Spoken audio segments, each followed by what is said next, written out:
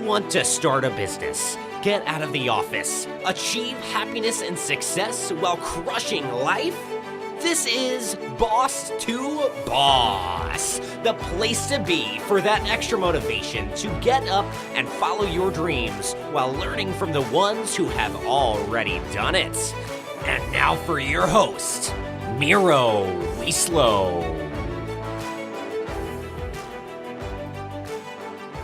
What is up? How you doing? How you feeling? Welcome to your one-stop shop for all the tips and recipes you'll ever need to take control of your life and finally become boss.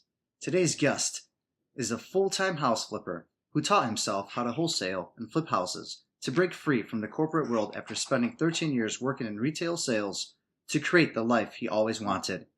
His average flip is over $37K, and he's now teaching others how to do the same thing. That is, to make massive profits in real estate while continuing to grow his own flipping business. He recently spoke at the IMG Expo in New Orleans along with Gary Vee, and he's here to bring some major house flipping value to you today. Ladies and gentlemen, I present to you Jeremy Rubin, the friendly flipper. Pleasure to have you on, Jeremy. How you doing? Hey, Miro. Hey, thanks so much, man. Thanks for having me on, man. I appreciate it. Of course, man. It's been long overdue, so I'm pumped about this.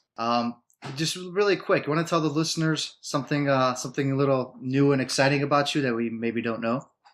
Oh, something new and exciting. Well, sure, yes. Here's something new that no one actually knows in this online world yet. Very few people knew up until this point. I think just my family. I play the drums. Took drum lessons in junior high and high school, and actually it's my favorite instrument to play.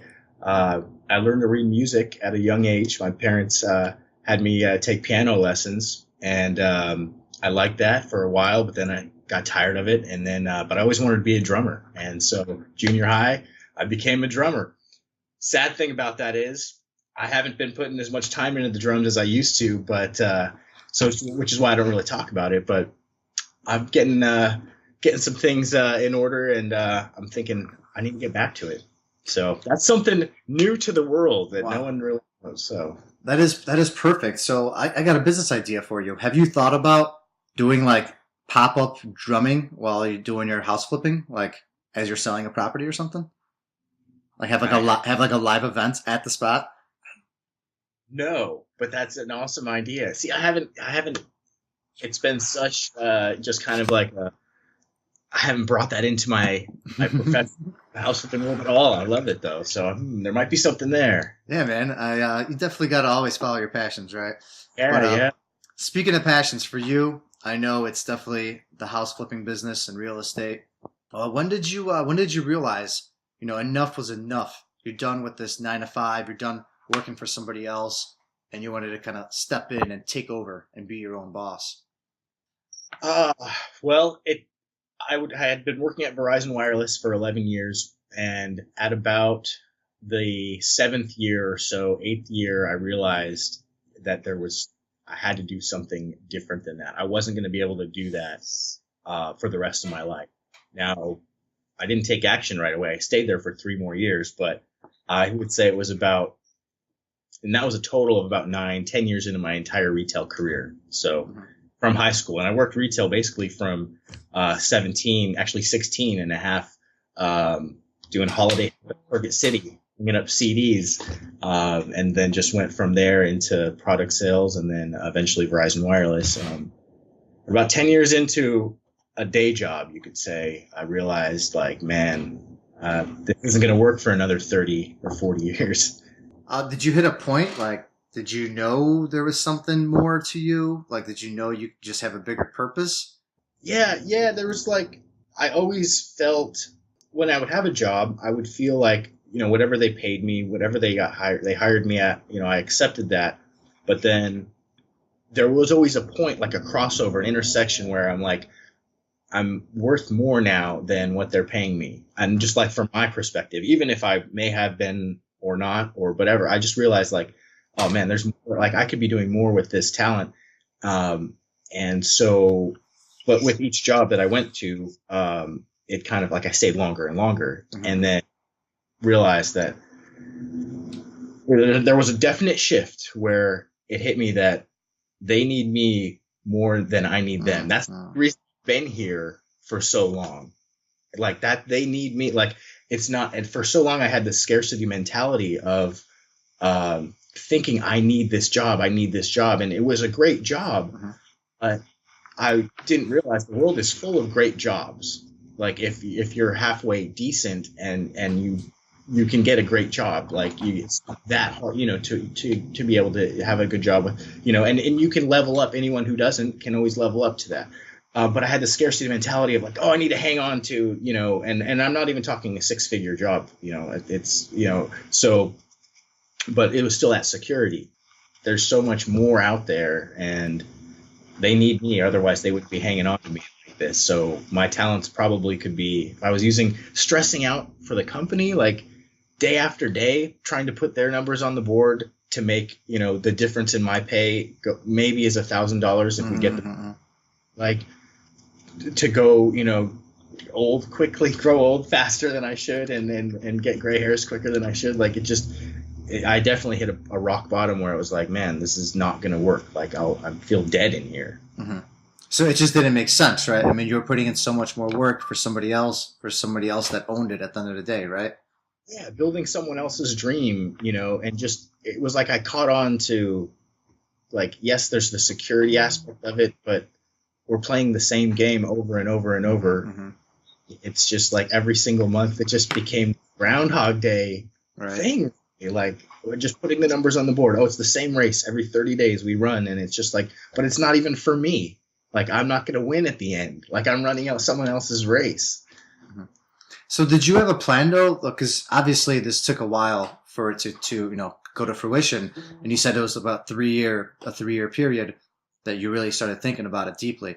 Did you have a set game plan like by the time you left, or did you sort of at one point did you just like kick yourself in the ass and just went with it and just went into the wild? No, I definitely erred on the side of caution. I made sure to have a game plan set up before I left. I was pretty scared, really. I mean, I was as much as I wanted to leave, the unknown was scary. I'd always had a paycheck every 2 weeks since high school. Like I'd always had a job where it was like consistent. Yeah. So like there was a lot of mental hurdles to overcome, a lot of fear-based stuff that just kept me.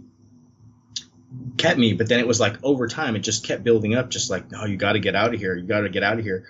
So I started planning. I started, figuring out, I first got the idea. It took me about 3 years. Then started that first year, just like, kicking ideas around, searching on YouTube, trying to figure out, okay, I need to escape. How am I going to? And then once I figured out it was going to be real estate, then I had to prove the concept. So I actually started doing real estate part-time, so worked there. And then even after I'd done a deal, a wholesale and a couple, and even a flip, eventually I did my first flip before I had actually left. I made sure to have that I was going to be okay. I had enough to live on for 6 months. So a lot of people just take the leap. Like some entrepreneurs do that. I wasn't one of those people. If that's, that's entirely, I guess the person's up to their comfort level. But from where I had ended up being, as far as kind of going through that for over 13 years. And that was like I didn't feel like I could just jump. Yeah. So I was like a big fan. So I think it works either way, sometimes people can jump, but but it's wiser to like bridge the gap. But hey, that was my risk tolerance at the time. So. Okay. So you made it work kind of the way that you felt best. Yeah. I endured another, kind of 3 years of like, oh, it sucks like being here, but at least there was like that hope and that ray of light. Like, if I do this, like, there'll be a payoff, at the end. And so it worked out. I set a goal of quitting, January 5th, January 7th, 2016, no, 15, sorry. And I ended up quitting 16. So 1 year later, which is actually 11 years to the day when I, got hired, that was the significance of that, like that date. So it took me a year longer, but I ended up doing it. So do you think just having something down on paper, like I always say a lot of things on my shows about having things down on paper, writing it down, having set dates, did that help? I wasn't even aware that much of that at that, like personal development was like pretty foreign to me, and like writing down goals, like I had done it just for work because we, I was just conditioned to, whatever we had to. The things you have to write down every year and repeat them and repeat them and recycle them, right? Exactly, like that stuff, but I really, this was before actually I even got into really personal development, self-development kind of stuff. That all kind of came at that same time when I broke free from the corporate world, because I didn't really have time. It was from, when I worked, 8, 9, 10 hours a day there, and then would come home and, work on real estate. I didn't realize how I didn't have any time for creativity. I mean, I did. Looking back, I'm like, man, when your time is devoted to someone else's dream so much, like it takes away your ability, your resources to be creative for yourself. And I didn't realize how much like that was, having just the corporate job affected that until like after I quit. And so that's when I got a lot more into self-development and stuff. So I think I would have got out probably quicker if I had written a plan, but I wasn't like that. I wasn't thinking like on those terms at that time. So do you think that the corporate world like has a way of sort of controlling, like not like a conspiracy or anything, but a way that they control the amount of time that you have and where you put your time, just to actually get you to a point where you don't have the time to even think outside the box? You think that's possible? Yeah, we have our peak creative hours, like, when we're at our best, and it's just that the way the world works, when you go to a job, it's typically you want to go wake up generally and feel refreshed, and, you don't go to your job at your end of your day typically, so we just end up giving our best hours to, someone else's dream, and then by the time, you're done with your day, you're tired, you don't have that energy, you're not thinking at that higher level, not, able to like, you just want to go home and veg out or go to the gym or work on your next project. We end up just giving those best hours, and as a result, it's like it kind of hinders our potential. And it's fine if you're aware of that, but I wasn't, I think, aware of that for so long, and it was like, oh man, this is kind of like, dang. And I think because it's kind of the norm. I just would definitely encourage anyone who's not happy with, if they're at a job and they're not happy, to, consider, you can be doing much more. If you think you can, you can. I think that's very deep, and I agree with that 100%. And that listeners will find it very important, just to sort of know and be aware of these things, that they're out there, and that, that this is happening to, all of us if we are in these positions. Not to say that it's good or bad. Some people, are comfortable with the way things are. Totally. Yeah. As long as you're aware, and you're making, a conscious choice, right? Yeah, exactly. So I'm sure there must have been like 1 or 2 mistakes you made, right, along the way? Not too many, but like 1 or 2.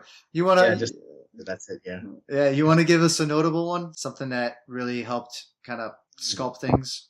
Sure. Yeah. So my biggest mistakes, I would say, listening. Well, the first thing is, these were turning points, major turning points. Yeah.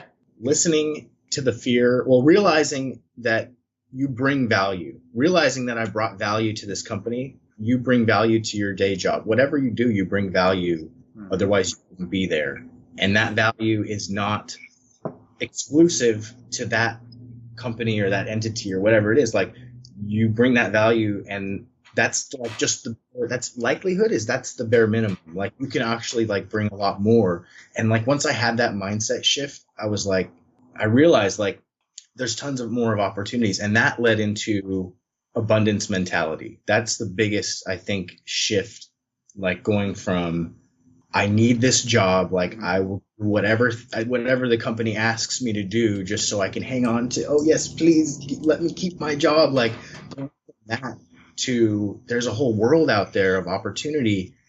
And it's not like an overnight shift. That wasn't like just an overnight mindset shift. It's like shifting scarcity to like realizing abundance is like almost like a veil that like, or veil or whatever, like that comes like slowly, like more and more you start to realize and see. So if I could have done that faster, or realized, or even just became aware of that like earlier on, like if you see the world that way, it is that way. So like adopting an abundance mindset is like I just have to like that is like the strongest, creates opportunities. Yeah. I think there's not opportunities, there's just not going to be opportunities. And for so long, when we're just, servants to the job or the corporate world, we get conditioned to, our mind isn't in that place. It's in, oh, I need this. Like, yes, you're thankful for your paycheck, but like it keeps you held down. I kind of dodged the mistake question. No, I mean, I guess you got it in a way though, right? That was something you had to overcome.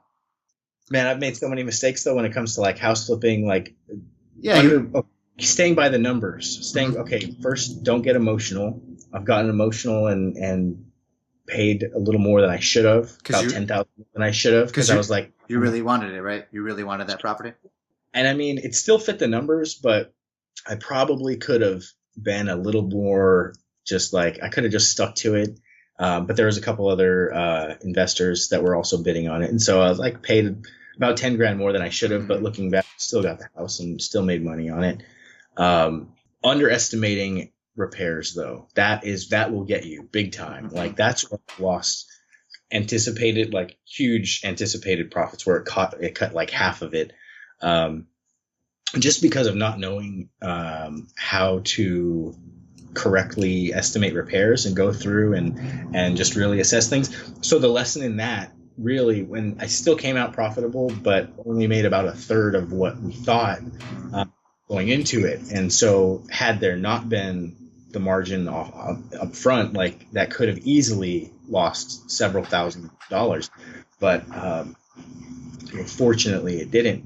But the lesson there, the big mistake that I was like, so it's all by the numbers. It's just live and die by the numbers, and just get granular. And it's only more beneficial to get more and drill down further and further detail wise. Like if you need to, like down to, not necessarily the penny, but like the dollar, that is like, that greatly reduce the risk. And, that's the, I would say, biggest thing overall. Like several mistakes contributed to me realizing like, that's like, okay, yes, we need to know like as accurately as possible, even though there's, playing with thousands of dollars, there's leeway, and you want to make sure there's going to be a cushion, whatever you can do to eliminate risk. I'm big on reducing risk as much as possible.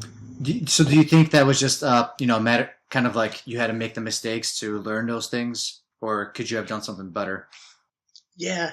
I mean, just kind of going through the motions. I mean, had I not made those mistakes, I wouldn't have, I paid tuition to the College of Life or the University of, Life, but at the same time, it was well worth it. It was still, the alternative would have been not taking action and not learning that and, not progressing. So, just kind of, I mean, I would say I do make a lot of mistakes, but only because I keep pushing forward. Like like the question I always ask myself is, what's the next step? What's the next step? What's the next step?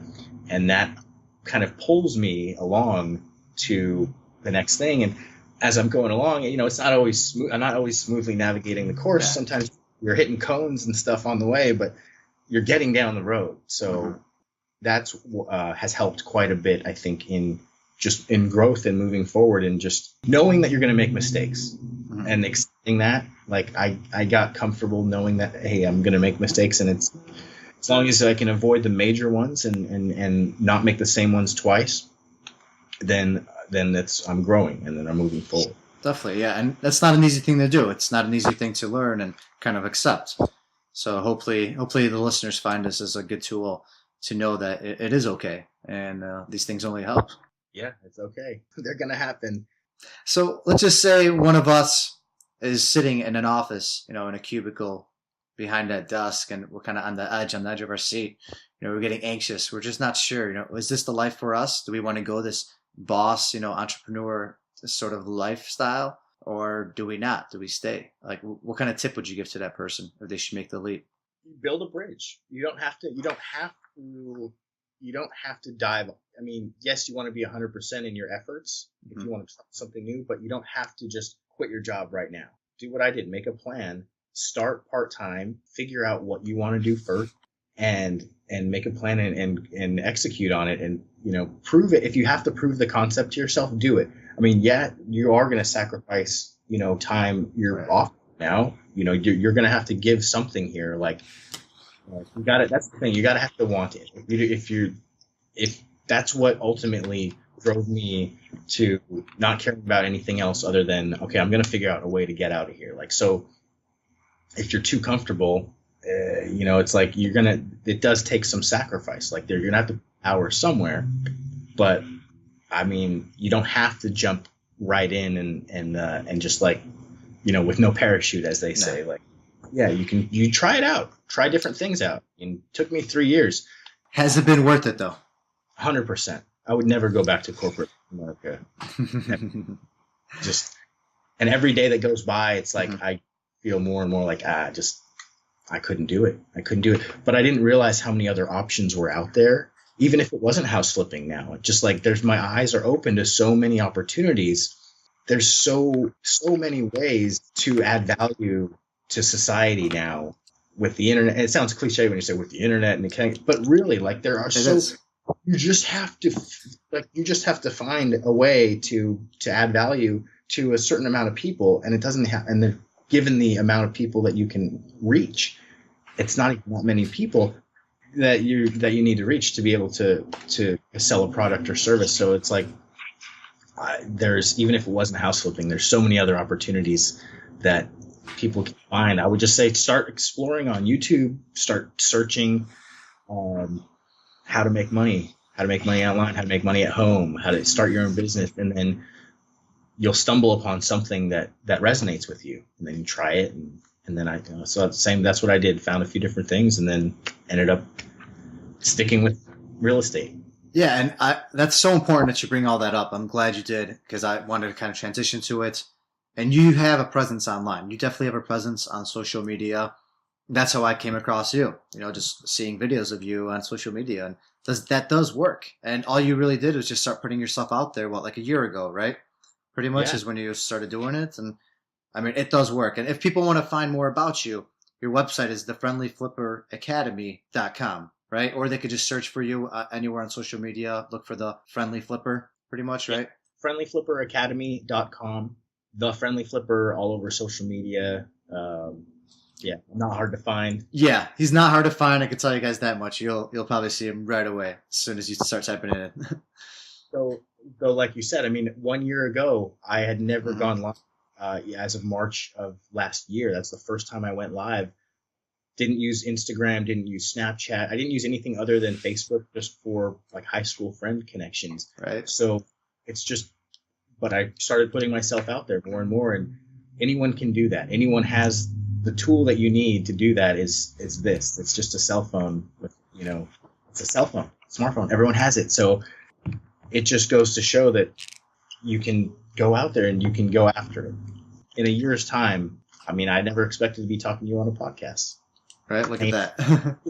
Yeah. So. Yeah, and now you're on Boss to Boss, and and it's happening. It's happening. Well, all right. Now on to our listeners' favorite segment of the show. Welcome to the round with no name, because they're all taken. So this round, strict rules are you only get 5 seconds to answer each question. You gotta think quick. Think on your feet. If you don't like your answer, too bad. We keep going. Otherwise, my producer comes down here. I don't know what he does. Breaks legs or something. I don't really know. I don't want to deal with him. So let's just keep it at that. First question: your favorite book? Rich Dad, Poor Dad. You're stranded on an island. What is the one item you want with you? Toyota Supra is the first thing that came to mind, so I'm going to stick with that. That's a great answer. Who was or currently is your greatest mentor? Grant Cardone. Is entrepreneurism a fad? Partially. There's a fad aspect to it, I think. It's become kind of cool in recent years more and more. Mm-hmm. That's great. I mean, I think that it's getting more and more because more and more people they're becoming aware. There's a lot of, I think, it depends how you define entrepreneur. There's so many, definitions, right? If you're talking the true person that goes and starts businesses and then creates businesses and sells them, that's like, I think, the truest definition, and then creates the next business and moves on and on. But then we also have, single person businesses, and then, that falls under the entrepreneur category nowadays. So I think it's great that more and more people are starting their own businesses. I think that's fantastic. I think that's becoming the fact that it's a broader term. You can't just stick it to the, that textbook definition now. But I think there is an aspect of, people want to do it to be cool and stuff. But I think that's great because it shines more light on it as an opportunity. And then people try it. And then if it's right for them, that's awesome. And if it's not right for them, that's fine too. So yes and no. I think it's more popular kind of than ever, that the term. But I don't think that's bad. I think it just, it exposes that as even another opportunity for more people to see if they want to do that or not. That's a great way to look at it. That's for sure. Moving on, is voice the future, specifically podcasts? Ooh, I would say so. I say voice and video. I'm not sure. I think voice. They say voice is king over video, even so, and it's with ebooks and everything like that, and our always on the go lifestyle. I definitely podcasts. I learned a lot about podcasts. So. Shoot. You heard it here, everybody. Keep listening to podcasts. Yeah. Is there one health item, a food or drink item, that makes you different from everybody else? A food or drink item that you consume every day? The Trader Joe's green drink. I drink the Trader Joe's green drink powder. It's got a bunch of antioxidants in it, and at least that's what it says on the label. This is not a shameless plug for Trader Joe's, by the way, everybody. Yeah. Do that an hour before my first meal of the day. I actually get a little bit of energy from it. It's interesting. So, okay. Yeah. I gotta take a look at it. All right. Well, everybody, you heard it here. That's Friendly Flipper Academy, or just search Friendly Flipper anywhere on social media, anywhere on internet, Google, YouTube. You'll find plenty of videos, plenty of good stuff, amazing content. And there's a chance you've probably seen his face somewhere in a random video. And you'll be like, oh, that's the guy, Jeremy Rubin. All right, so you want to tell our listeners where can we find you next? Like, what's the next little tidbit you want to share? What could we expect? Yeah, absolutely. So just look out for me on social media. I'm coming big on YouTube and Instagram. That's where I'm going to be blowing up next. Putting a lot of effort into YouTube in the coming months, and I'll be doing more and more public speaking events too. So you'll stay tuned. I'll be announcing those, hyping those up. So staying out of my comfort zone. All right. Yeah, we're definitely going to stay tuned, and that just gives us something more to look forward to. So we're excited. All right, man. It's been a pleasure to have you on. Jeremy Rubin, we'll definitely be talking again soon. Thanks so much, Miro. Have a great day, man. That is all for this episode of Boss to Boss. Your next step is to visit bosstoboss.com, where you will find proven techniques followed by professionals to help you make that next step. Again, that is boss2boss.com. And remember, the time is now.